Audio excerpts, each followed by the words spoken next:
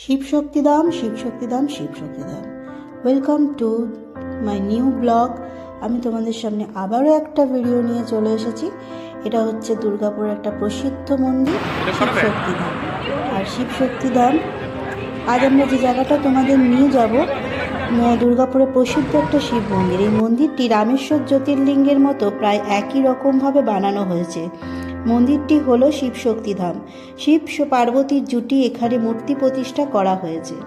এখানে সতীর আদ্যপীঠের এক পীঠের স্থাপন করা হয়েছে। এখানে প্রতিদিন দর্শন করতে সকাল থেকে 11টা 30 পর্যন্ত সময়, 7টা থেকে 11টা 30 পর্যন্ত, আর বিকাল 5টা থেকে 7টা পর্যন্ত মন্দিরের দ্বার খোলা হয়। পুজোর আরতি 6টা থেকে হয়। প্রসাদ তারপর বিতরণ করা হয়। সবাই এসে ঠাকুরের দর্শন করলে মনোকামনা পূর্ণ হয়। এখানে পুজো দিলে তার মনোকামনা পূর্ণ হয়। এখানে বিশেষ বিশেষ দিনে যেমন শিবরাত্রিতে ঠাকুরের মাথায় জল ঢেলে অনেক বড় করে পুজো হয়, হোমযজ্ঞ হয়। যারা এখনও মন্দির দর্শন করতে পারোনি তারা অবশ্যই দর্শন করতে চাও, তারা অবশ্যই চলে আসবে।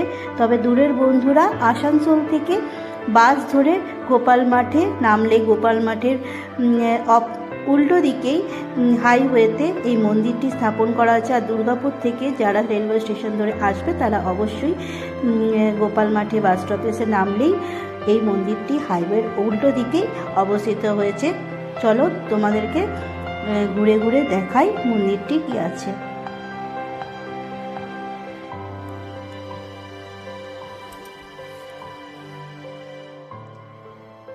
এই মন্দিরের যত পিলার দেখছো, যত পাথরের জিনিস দেখছো, সব রাজস্থান থেকে আনা পাথর দিয়ে খোদাই করে করা হয়েছে। আর এগুলো সব অরিজিনাল পাথর। আর এখানে খুব সুন্দরভাবে এই মূর্তিগুলো স্থাপন করা হয়েছে। দেখতে খুবই মনোরম এবং খুবই ভব্য লাগে, যেগুলো আরতি করার পর এই সময় আরতি করা হচ্ছিল আর আরতির পর্ব চলছিল। তো আমরা সবাই এখানে বসেছিলাম, আরও দর্শনার্থীরা এখানে বসেছিল, তাদের সাথে আমিও বসেছিলাম। আর দেখতে পাচ্ছি কীভাবে মানুষ এখানে বসেছে। তো তোমাদের সাথে ভিডিওটা শেয়ার করলাম। বন্ধুরা ভালো লাগলে অবশ্যই দেখতে এখানে আমি আর আমার বরকর্তা বসেছিলাম। ভালো লাগছে। ভিডিওটা ভালো লাগে লাইক কমেন্ট শেয়ার করো তোমরা।